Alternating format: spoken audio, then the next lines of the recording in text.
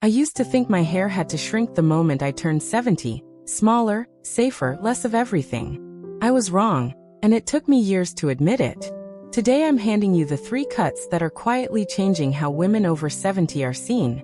Not as still doing okay for her age, but as genuinely striking. These aren't trendy cuts that'll look dated in a year. They're the 3 that stylists reach for again and again when a woman over 70 sits in their chair and says, "I want to look like myself again, just better." I've spent years researching what actually works for hair at this stage of life. Texture changes, growth patterns, the whole picture, so you get real answers, not guesses. If you haven't already, hit subscribe. I cover this every week. Part 1. The bob that stylists keep recommending. Here's something most women over 70 never hear from their stylist directly. The classic bob doesn't work as well after 70 as it did at 50, and almost nobody tells you why. It's not your imagination if it started looking flat or heavy in a way it never used to. Hair changes texture as we age. It thins at the crown, it loses some of its natural bend, and a bob cut the exact same way it was 20 years ago just sits differently on that changed texture. It can end up reading heavier and older, not lighter and fresher, which is the opposite of what you want. So if you've been holding on to the same bob length and angle since your 50s, this is your moment of recognition. You're not doing anything wrong by loving the bob. It's one of the most flattering shapes there is for a mature face. The issue is the execution, not the concept. The fix is what stylists call a softened bob.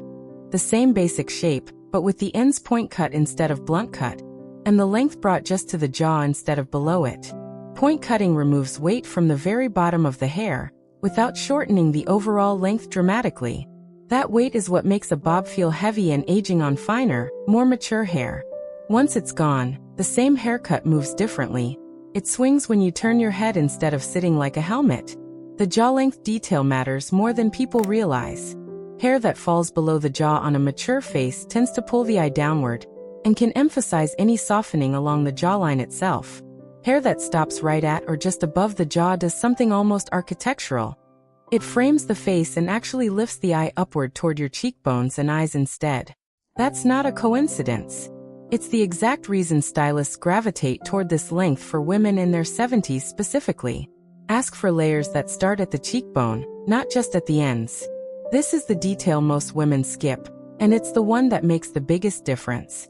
Layers starting higher, near the cheekbone, add movement and volume right where your face needs a lift the most, around the mid-face, where structure naturally softens with time. Without that higher layering, you just get a shorter version of the same flat shape you had before. Here's the part that actually changes how people respond to you. A softened, jaw-length bob with cheekbone layering does something subtle but real. It makes people look at your face first, not your hair. When hair is heavy and flat, it becomes the dominant visual element, and everything else gets lost underneath it. When it's lightened and lifted the right way, your expression becomes the thing people notice. Women who make this switch often say the same thing.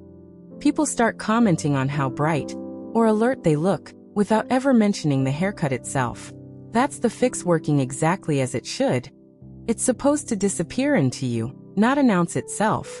If your hair has some natural wave or texture, ask your stylist to cut this dry, not wet.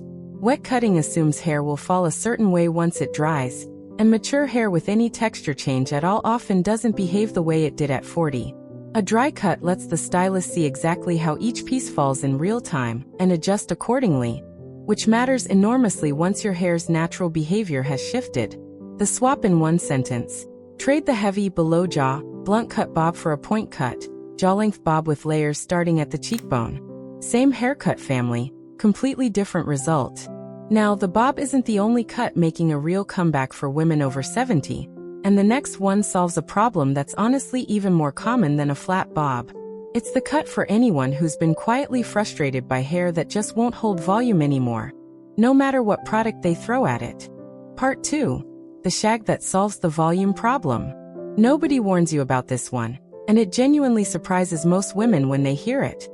The classic short shag, the one that looked almost rebellious in the 70s and 80s, is now one of the single best cuts for thinning, fine, or flattened hair after 70.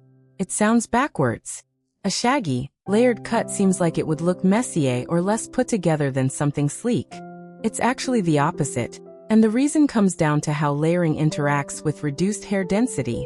If your hair has gotten noticeably finer at the crown, or if you've caught yourself pressing a hand flat against the top of your head in the mirror wondering where the volume went, you already know this feeling. It's one of the most common, least talked about frustrations of hair after 70, and most women assume there's simply nothing to be done about it beyond volumizing spray that stops working by noon. Here's the fix, and it's more specific than just get a shag. Ask for a shag cut with heavily razored layers concentrated at the crown and through the top third of the head, with the length kept short overall. Chin to just below the ear. The razoring is the actual mechanism here. A razor cuts each strand at an angle instead of straight across, which creates texture at the root and makes each individual piece of hair stand slightly away from the scalp instead of lying flat against it. On finer hair, that small angle change is the difference between hair that looks like it's resting on your head and hair that looks like it's genuinely lifting off it. The length matters just as much as the layering.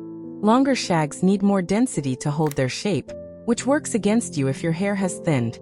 Keeping it short, chin length at the longest point, means every layer is doing real structural work instead of just hanging under its own weight. Short layers have less far to fall, so they hold their lift through the day in a way longer layers simply can't on finer hair.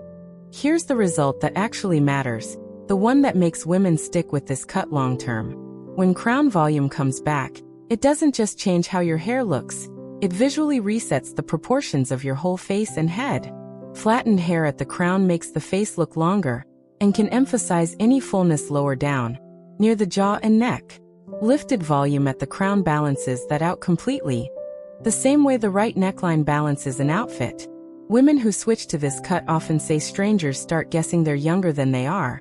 And it's rarely about the color or the length. It's almost always the lift at the top doing the quiet work. One thing worth knowing before you ask for this: request a dry cut finish, meaning the stylist checks the shape once your hair is fully dry and styled, not just while it's wet. Razored layers behave differently dry than wet, and a stylist who only checks the cut while it's damp can misjudge exactly how much lift you'll actually get once it's finished and styled the way you'll wear it daily.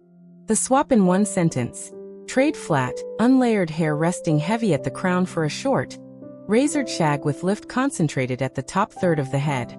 There's a third cut coming up that I actually think gets overlooked more than either of these, and it might be the single most flattering option for anyone who's not ready to go short at all. Part 3. The long layered cut nobody tells you about. This is the cut I get asked about the most, quietly, almost like a confession. Can I still wear my hair long after 70? Or is that a mistake? And here's the surprising truth. Length was never actually the problem. The way most long hair is layered on women over 70 is the problem, and almost nobody explains the difference. If you've kept your hair long because you love it, because it's part of how you see yourself, and you've felt even a flicker of worry that you're supposed to cut it shorter at this age, that worry is common, and it's also based on a myth. There's no rule that says long hair stops working after 70. What actually stops working is long hair cut the exact same way it would be cut for someone 30 years younger, with the same heavy ends and the same lack of face framing structure. The fix has a name stylists use often: long face framing layers with a curtain fringe. This isn't just long hair with a trim. It's long hair restructured so the layers start much higher than usual, often at the chin or even cheekbone level, and blend forward around the face, with soft, swept-back fringe pieces on either side of the part. Here's why the higher starting point matters so much. On long hair with no layering, or layering that only begins near the shoulders, all the visual weight sits low, while below the face, that pulls the eye downward and away from your features entirely. The hair essentially competes with your face instead of supporting it. Starting the layers up near the chin does the opposite. It puts movement and light-catching structure directly around the areas that benefit most: your cheekbones, your jawline, your eyes.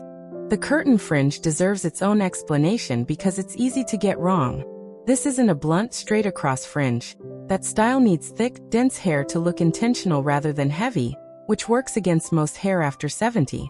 A curtain fringe is parted down the middle and swept back and outward on both sides, so it blends into the rest of the length instead of standing apart from it.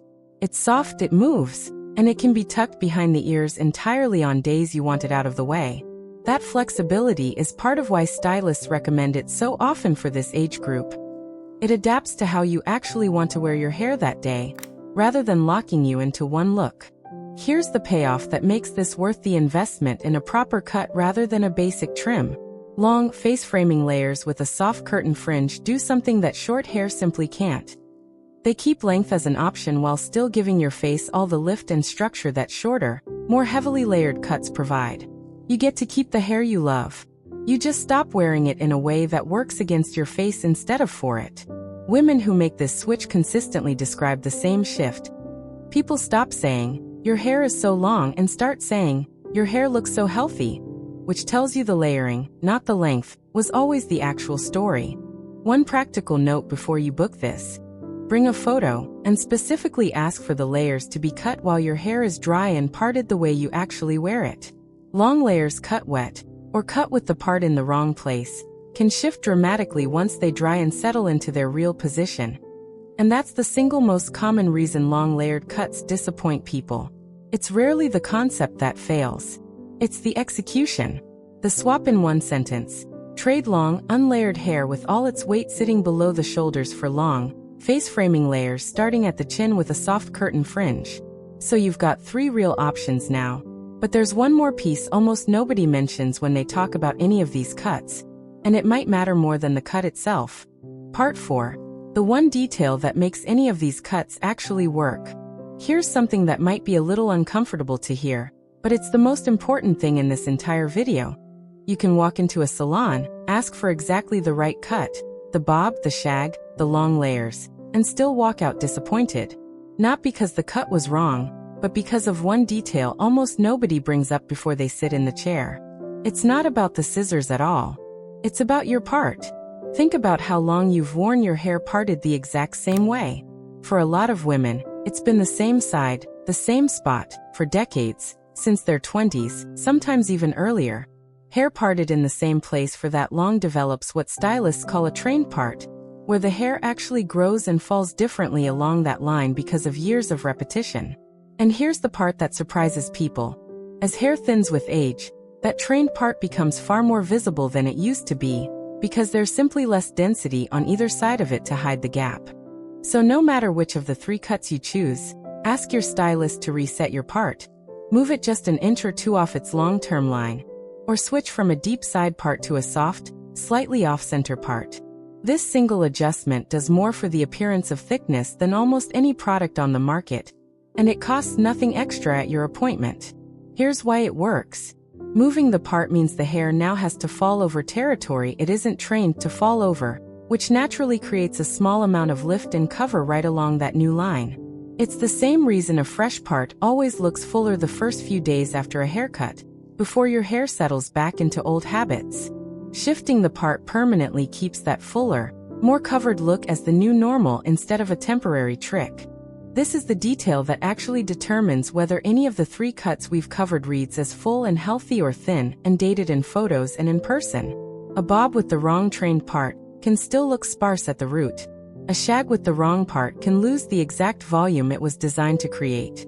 Long layers with the wrong part can flatten right at the crown, undoing the whole point of the face framing structure. The cut sets the shape.